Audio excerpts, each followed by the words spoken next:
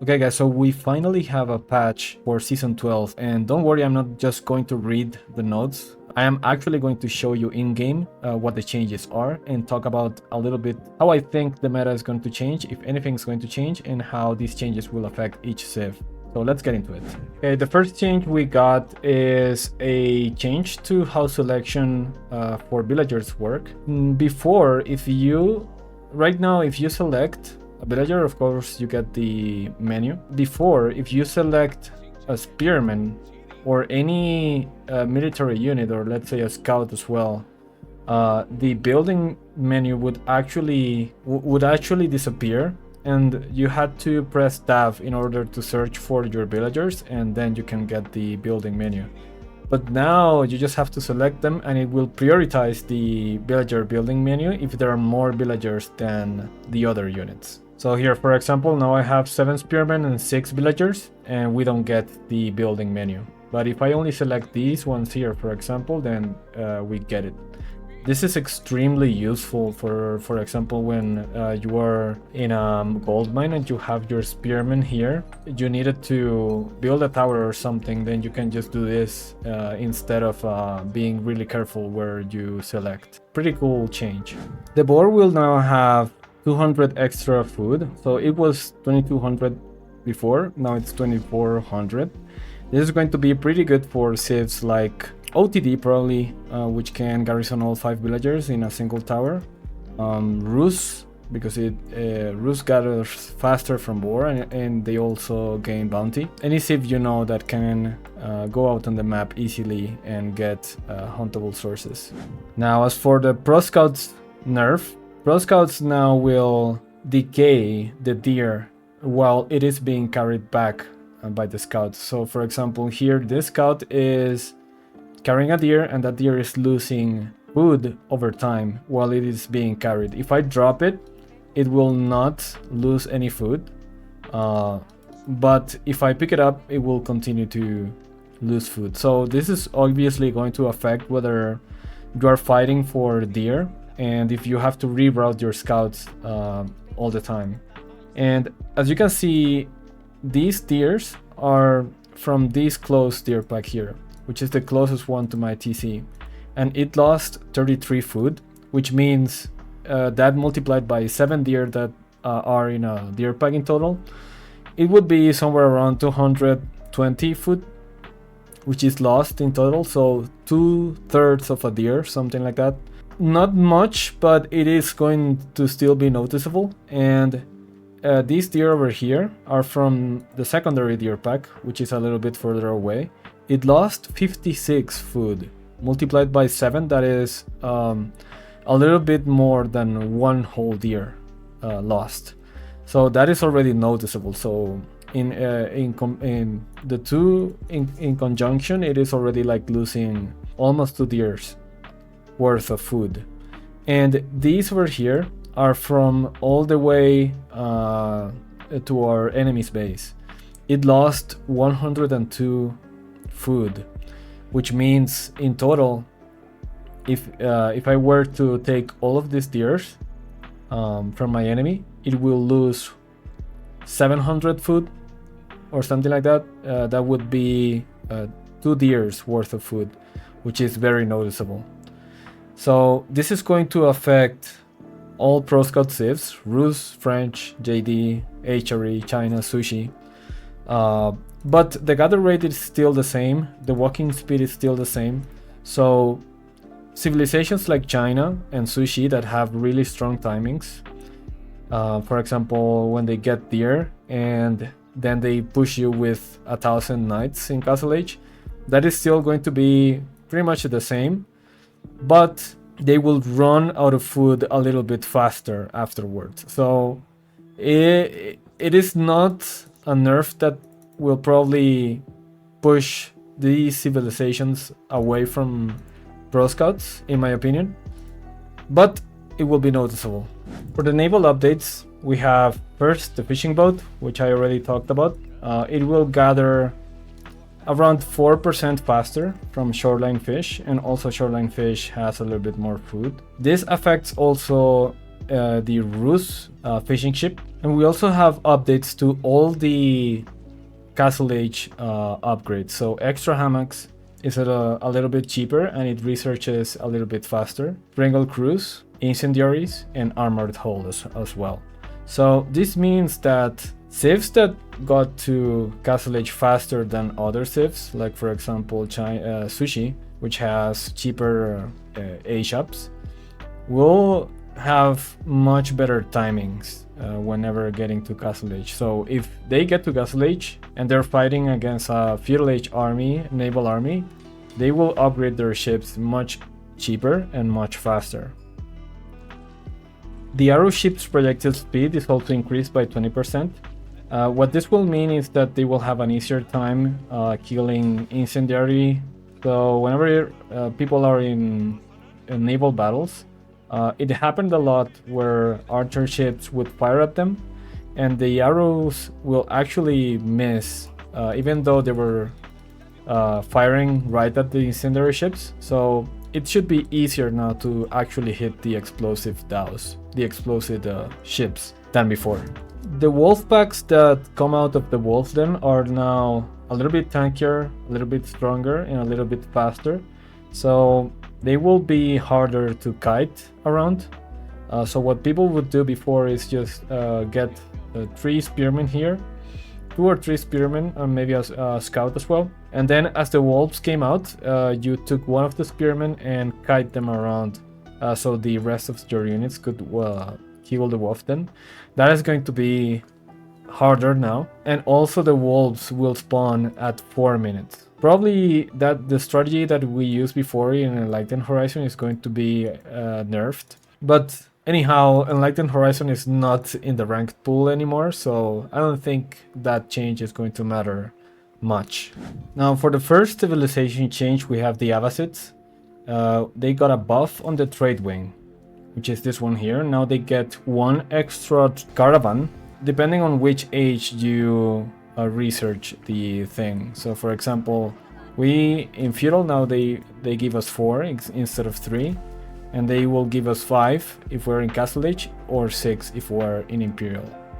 For the Byzantines, we have here, we're looking at the dogs tech tree, and we will find liquid explosives. Now it is a little bit cheaper and it researches a little bit faster.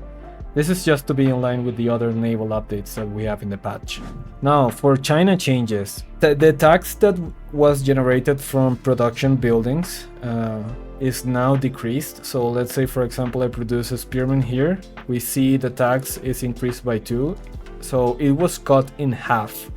That will affect the gold generated by taxmen, probably in the Castle Age, but it will probably not affect the early stages of the game that much. The second change is the village. It is now 25 wood cheaper, and also ancient techniques that we can find in the university was buffed by 1%. So it increases the gathering rate of villagers by plus 5% for each dynasty.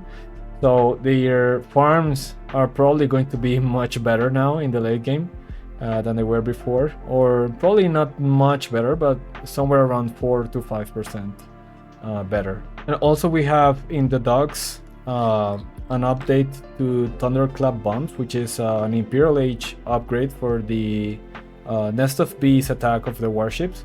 It is now going to deal a lot less damage. Now for the English, we actually have a pretty interesting change, and that is the campfire ability. Right now you can only use it on Feudal Age, and we'll see why. So let's say I go to Feudal Age and I start building gathering from there. If I set up a fire camp here, which now has increased radius, the villagers will actually get a buff. So now we have increased sight range, which was there before, and plus 10% gathering rate. So if we combine that with survival techniques, which gives you another plus 15%, English villagers will gather up to a 25% faster from there, which will be pretty interesting to play with. I'm not sure if this is going to see much play. Probably it will, and it will increase the power of English in Feudal Age. We also have a buff for the Council Hall. Now Longbowmen will have decreased cost, which translates to -2 food and -3 wood, which is not that much, to be honest. I don't think this is going to matter that much. 5% decreased cost is not that much. I guess only in very long games we'll see a difference. But what this means is that for every 20 longbowmen, I will get one free one, which doesn't sound that good, to be honest. And also, by the way, the men at arms can also use the setup camp ability, which can be interesting and can be pretty good also for example, if you're pushing with men at arms and longbows into a base, you no longer need the scout to be there to place the camps and give you the increased range. You can now do it with men at arms. And if you start also with a men at arms rush in Dark Age, you can later use the men at arms to set up camp on a deer pack or something like that, instead of having your scout do it. For the Malians, we have a little bit of a buff to the Farimba garrison.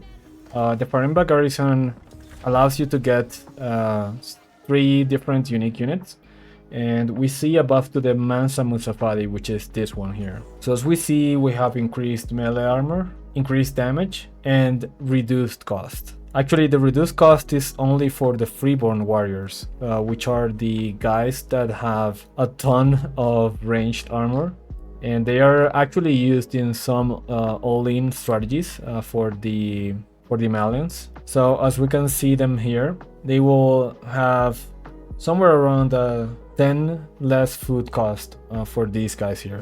For the Mongols, we have quite a bit of changes. So the first one is a bug fix for the packed building. So before, whenever you did something like this, it would sometimes bug out and it would not unpack the building. So right now that is fixed. We also have a buff to the White Stupa, which is the landmark that I, for one, have never seen in my life. Nobody does this.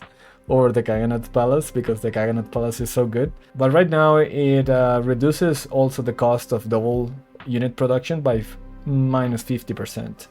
I'm not sure how much this is. I am not a Mongol player, but it does sound like a lot. So we'll have to watch for that. Probably their Imperial Age military production will be a lot better after upgrading to the White Stupa. We also have an update to a lot of the specialized upgrades, so I will just leave them in the screen here. The roosts have been nerfed, and now the hunting cabin will give you 15% less income. This, I think, will be noticeable. As you can see here, it only gives me 16. I remember that in a hunting cabin like this, you would normally get something like 18 or 19. So it is pretty much the 15% that they're talking about. This will be, I think this will be noticeable because of the build that we do with roosts right now, which is double hunting cabin. So it will affect 2 hunting cabins straight up from the start of the game. So I think that will definitely be a little bit noticeable. By the way, I don't think this nerf affects the high trade house. I am not 100% sure on that, but it does not seem that it does. So just to take that into account. And finally, the last change, which I am not sure if it is going to be a buff or a nerf in the long run, but now the horse archer is going to be a little bit faster when attacking, but it will deal 2 less damage. So now it has 10 damage and it has 1.75 attack speed. Let's see how that feels. Now what this means is that we'll probably be able to kite much easier than before. So let's say, for example, we attack, and now we will have to adjust the rate at which the horse archers attack. As you can see, I'm missing a lot of arrows, but I think for kiting it will be worse because when you're kiting, you sometimes don't attack as fast as the attack speed allows you to. So for example, here I have to run. If I did more damage, it would be better, because if these spearmen were knights, I would rather do more damage than attack faster. So this is definitely a really bad nerf for the horse archers when kiting. Now, when we attack, let's say we have a front line and we are just A moving or something like that with the horse archers, the DPS is actually almost the same. So it's only a 1% increase in DPS. So this is just a straight up nerf in my opinion. Kiting with horse archers is going to feel terrible. And the DPS when standing still is going to be pretty much the same. Now for the Ayyu bit, we have a buff to the industry wing, which gives you now 400 wood and makes your villagers build 30% faster. So what this means is that you will be able to, at least in feudal age, this is in feudal by the way, if you go, it is also updated for castle and imperial age. And what this means is that if you go to feudal with this, and you've gathered the 350 stone needed for a TC, you'll be able to pretty much build an instant TC without getting any wood. So for example, now obviously we have max resources here, but if you have your guys on stone, by around the 420 430 minute mark you will be able to start building your TC, which will be built faster by the way, because we have the 30% buff on building speed. So maybe people will play around with that. I don't think so. I think this is still pretty bad. But we'll see. It may see some play probably on water maps. We also have a buff to the trade wing bazaar, and this is the wing that gives you tickets to purchase a few things. And the Bedouin skirmishers and the Bedouin swordsmen have been buffed, so they are now a little bit tankier and a little bit better at damage. And the last buff we have is the Sultan Mamluks upgrade buff, which grants 25% damage and 20% movement speed for now 30 seconds after defeating a unit. This is going to be, I think, pretty good, but I'm not sure how impactful this is in actual battles. But at least 30 seconds is a really long time to have this buff for, so it might see some play. Now finally, for the Lancaster changes, we have manor rework and a Lancaster adjustment. Let's say a Lancaster castle first, and as you can see, when we try to build it, we no longer have an influence area. And we'll see why that is in a second. So now the Lancaster castle, it just makes all of your manors shoot regardless of where they are. And let's go over the manor changes. So let's say, for example, we want to build a manor. We now see an area of influence around it. So now the manors act as a resource drop-off point. So if I build a manor here, it will act pretty much as if I built a lumber camp. So now, as you can see, once this guy finishes chopping this wood, he will drop off the wood in my manor. And what this area of influence means is that within it, each villager will actually increase the amount of resources that this manor generates. So right now, for example, we have 6 villagers. And it is generating 3 wood and 7 food per tick. So let's say I wanted to build a bunch other villagers. So now we have 19 here. Let's actually erase the scout so we can have 20. As you can see, now we're generating 14 food and 7 wood per tick. 6 wood per tick. So that is almost double what it was before. And what this means is that we will have to think about where we are going to place these manors. So for example, here, if I was gathering these sheep, and if I was gathering this wood line, this would be a perfect positioning, because I would save the 50 wood needed for the lumber camp, and these guys will actually drop off the food in the manor. So we'll have to think more about where we place our manors and not just pile them all up around the Lancaster castle, which I think is a much better design in my opinion. Also, I believe if you move the villagers away from the aura, the manor will actually start generating less resources. So for example, here we were at 110 per minute, and it will slowly start going down. As you can see, it's only generating +1 and +4. So having just manors like this alone will be pretty bad. So what I think people will have to do in later stages is to actually start building farms like this around the manors, and each villager that is around the manor will probably generate a few more resources. It is quite a generous radius though, so yeah, we'll have to think a lot more about this. Something else that I forgot to mention, guys, is that the condensed land practices and open field system, if you see, it now increases your manor limit by +4 instead of +3, both of them. So this means that when we get both of these guys, and I do think they are also reduced in cost, the upgrade research, we will have a maximum limit of 11 manors by the end. So I think this just translates to being almost the same generation as we had before with 9 manors. And it will also depend on how you placed the villagers. So it's definitely going to be harder to boom with Lancaster, even though we have 2 more. I don't think this change was actually in the patch notes, by the way, so just something to note. Now, another change is also that the scout no longer has the campfire ability, because that is now exclusive to English. And this is going to be a little bit bad for the human.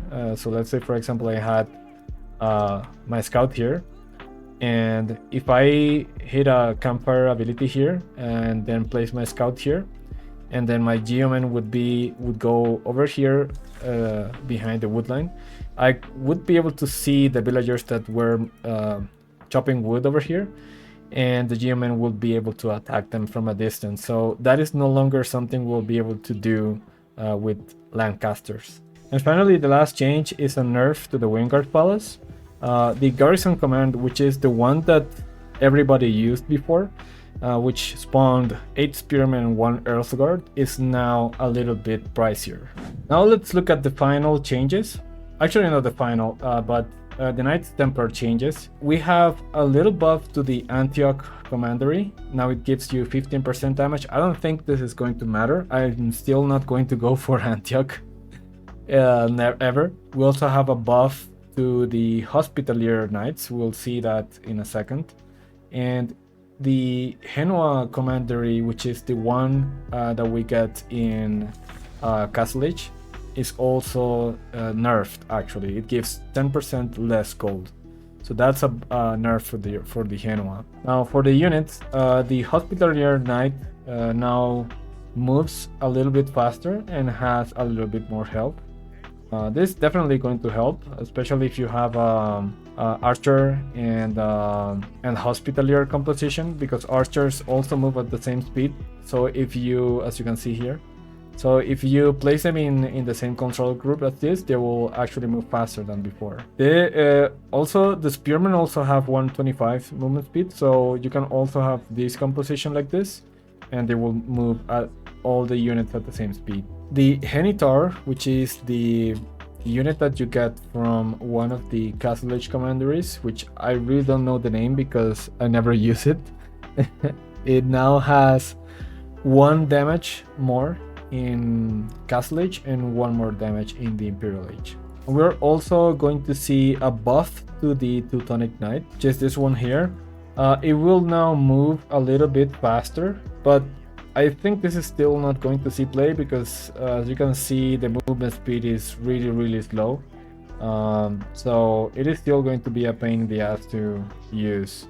And we also see a nerf to the Schlachta cavalry, which is this one here that you get if you get the other commandery.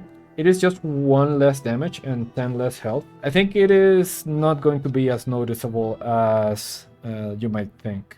So this is still going to be the commandery of choice for Imperial Age. We also have a change to how fast the villagers gather from wood.